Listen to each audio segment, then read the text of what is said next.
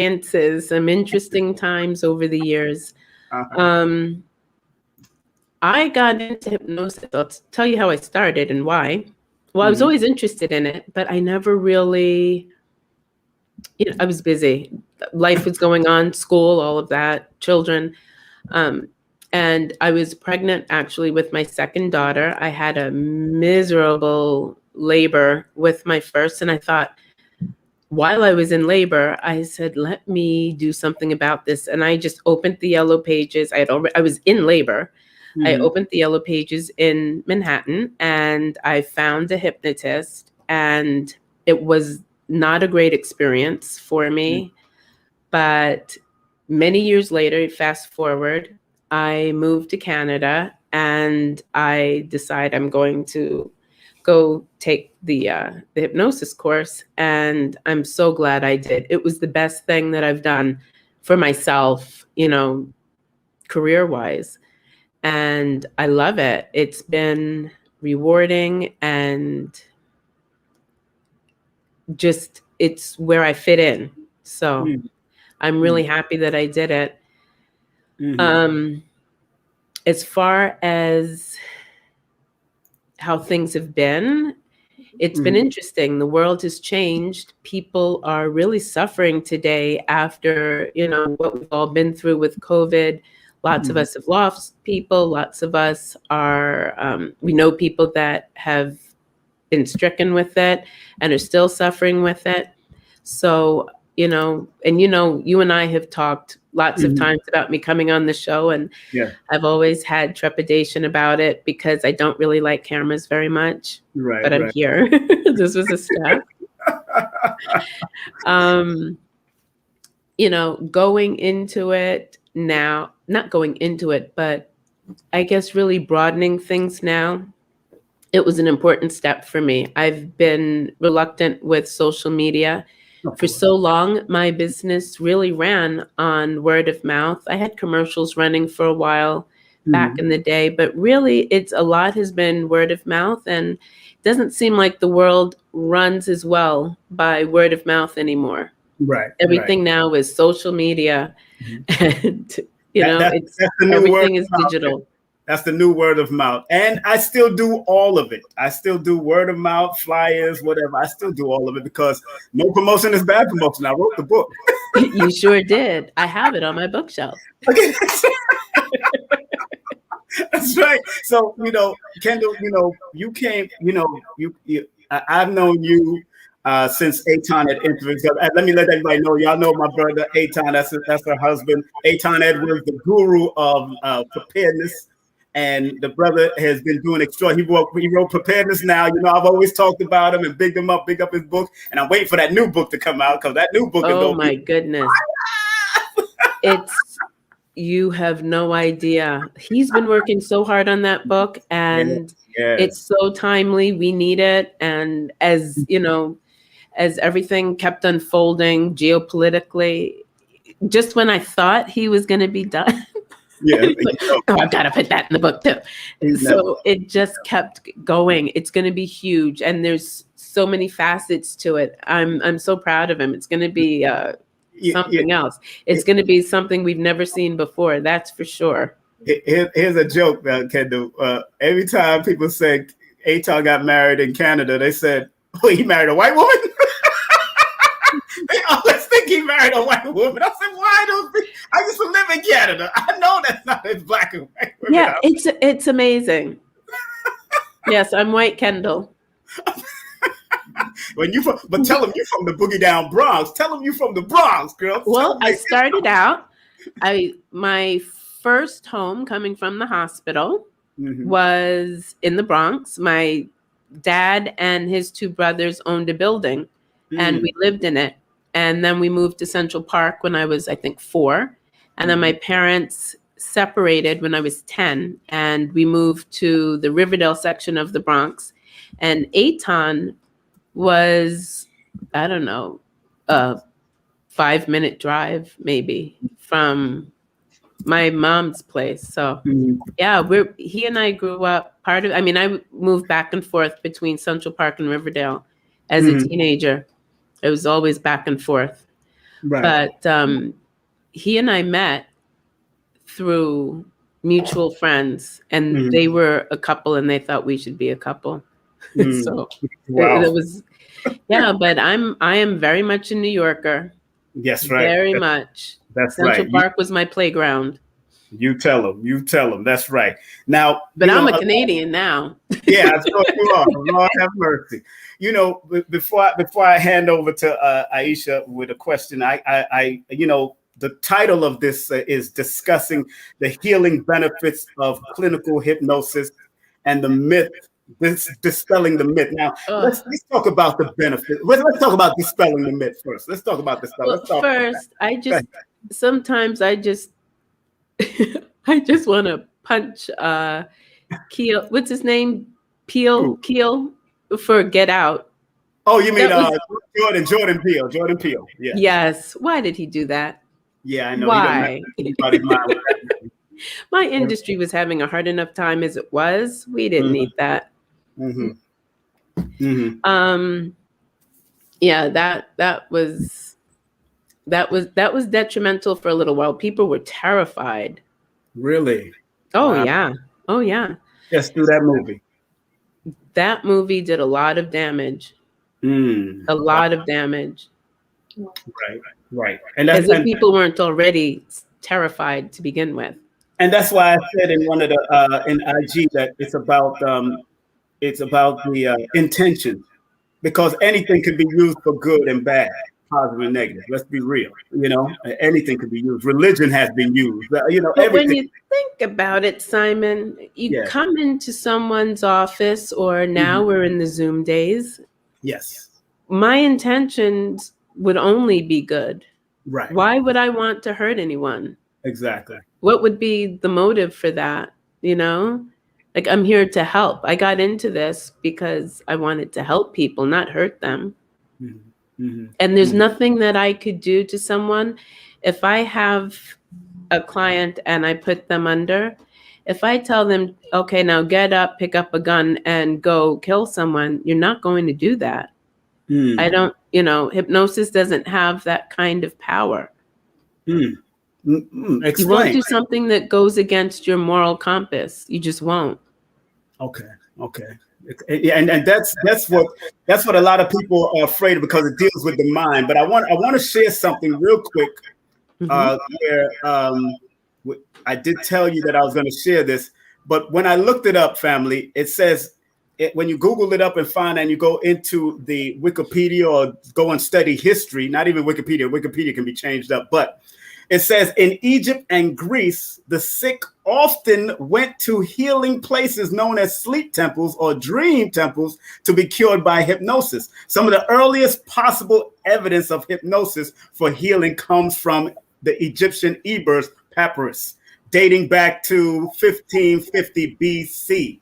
You know what I'm saying? So it's something that's real ancient, and a lot of us don't know that, and it comes from our history, so to speak, because we know Egypt. Yeah. And it's not just ancient, it's so natural. It is one of the most natural things you can do. Wow. You're just using your voice, and it's soothing, and you're lulling someone into a state of deep relaxation where they can receive positive messages for healing. So if someone comes to me and says, I need to stop smoking, you'll fill out an intake questionnaire, and I'm going to use all kinds of things that you tell me. You're going to give me the information to use. So I want to know, well, what do you do during the day? So if you say, well, I work in an office, well, what do you hear? So I hear phones ringing, copy machine going. Well, what color is your office, and how do you get to and from work? Do you listen to the radio in the car? I'm taking cues from colors, and who do you live with, and what do you watch on TV? Do you watch the news in the morning? When you wake up, I want to know all that kind of stuff, because that's what I'm going to use to help you to anchor all of those messages. So, I mean, it's just natural, and it's a give and a take. And I have had so many clients come into my office, and they're scared to death. They're just so scared. And once we start chatting and they realize there's nothing to be afraid of. And then after, they love it and they're really happy that they did it and they're relaxed. And you go home and back in the day, I used to give people cassette tapes. It's from back in the day. Back in the day. Now I send an MP3. I can email you an MP3 of your session, and then you're going to use that so that you go under over and over again. And that's going to help to anchor the message. So it usually does not require many visits. Sometimes it's just one. Often it's just one. I usually say plan to do 2, the intake and then a subsequent, just so that you can really lock it in. So when you come back the second time, or if we do a second Zoom, then it's going to really solidify it. But then some people have several issues to deal with. And I've had people that came for months because there was a lot going on. And you know, 24 years now, going back 24 years, there's not too many Black hypnotherapists that I know of. No, there weren't. So let's talk about that before Aisha, you go next with that question, okay? From what I know, I was the first Black hypnotherapist in Canada. Wow. I'll give her a round of applause for that. I got to give you a round of applause for that. You know that. That's what I understand. Believe me, I understand. Go ahead. Wow. That's congratulations, sister. 24 years later. Look at that.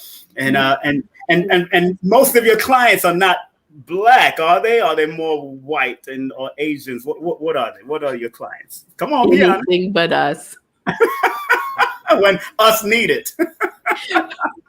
Anything but people from the diaspora. I have a handful, 2 handfuls. 2 handfuls. And that is so discouraging because I so want to be able to help us too. Yeah. And I think we need it too.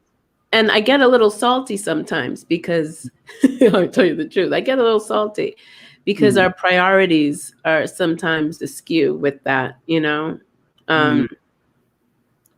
We'll spend $200 on a pair of sneakers, but not for wellness, you know. I don't know. Right. I know. It's painful. It is. But as you pointed out, we are really opening up to therapy. Thanks to all of these celebrities who are really talking about it and saying, listen, I'm in therapy and thank God I am. So this is a good cycle. This is a good cycle for you, actually. If you really started promoting and heavily promoting, this is a good cycle. Which I'm going to start doing against my past judgment. Hey, you know, if you need help, you know you got one of the best promoters here. I sure do. I appreciate you. I will definitely help you because, ladies and gentlemen, I'm going to do a session with her probably within the next few weeks, in the next week or so, because I definitely want to get some things because I understand it's healing modality. And even when I watch movies like you just mentioned in all the movies, I didn't have nothing against it still because I understand intentions. I know intentions. And if I'm going to deal with anybody, it's going to be with somebody that I know and who I've been close with for many years. And family, you know, she has a discount for those who are watching my show. And yes, I do. When you call, you got to say my name. You don't have to mention it now, darling. When they call you, they have to mention they seen it on King Simon. Simon. You go from there and you don't even mention the price. Let's just stay focused because it's nothing compared to what the people have been buying, Jordans and other things. And I had a friend of mine who was afraid of flying. Now he flew here from Jamaica, matter of fact, but he ended up staying here so long that he got afraid of flying due to watching movies and all kinds of madness.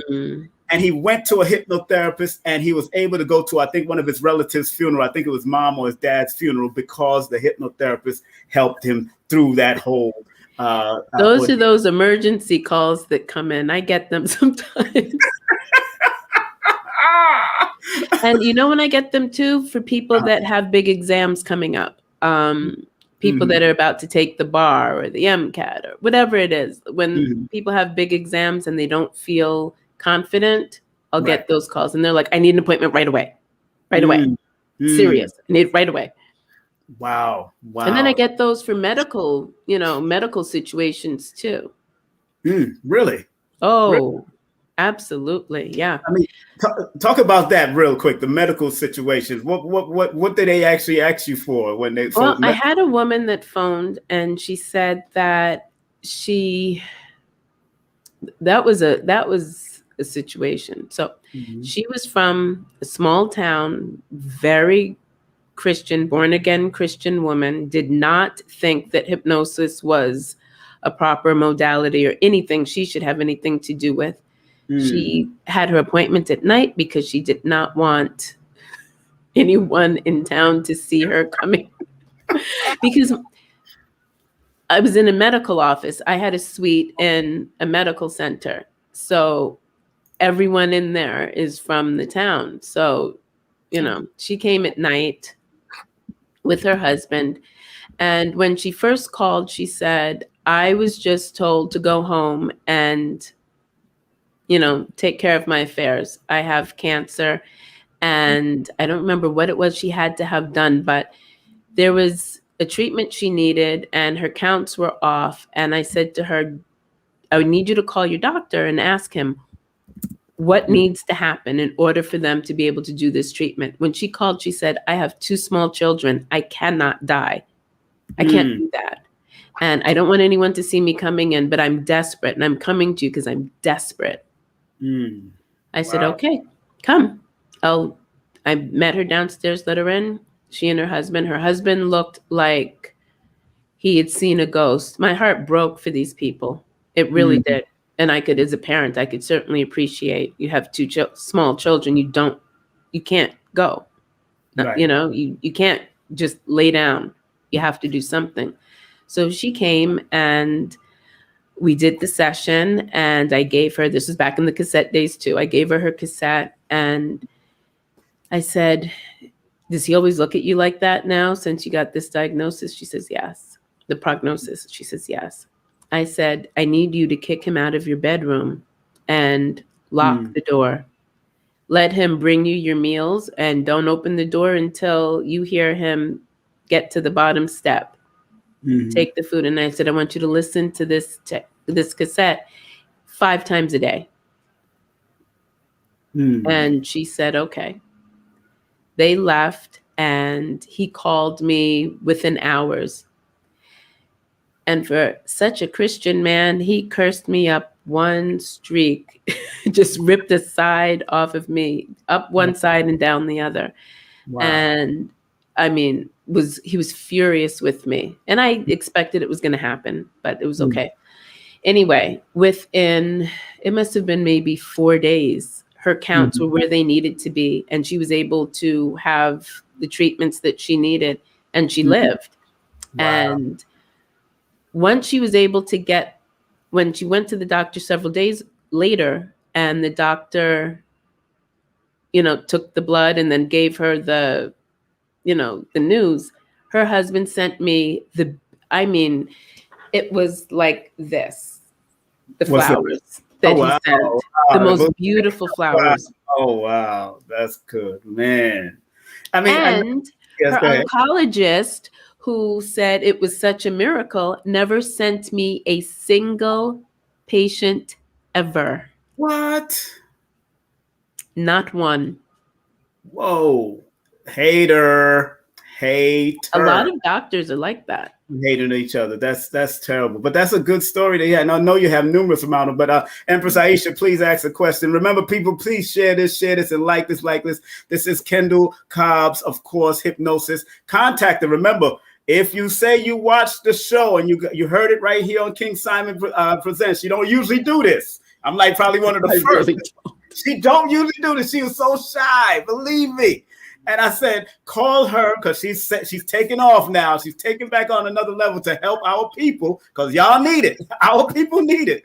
1-800-503-1993. That's 1-800-503-1993. Email is Kendell@hypnosiswithkendell.com. And of course, the website, hypnosiswithkendell.com. And of course, her IG is Hypno Chick. You can Hypno_Chick. You can hit her up at the DM and make sure you tell her you've seen it right right here on King Simon. She'll give you a discount if you want to do some hypnotherapy for yourself. Because I know I'm doing it, because I got some books I need to pull out. I got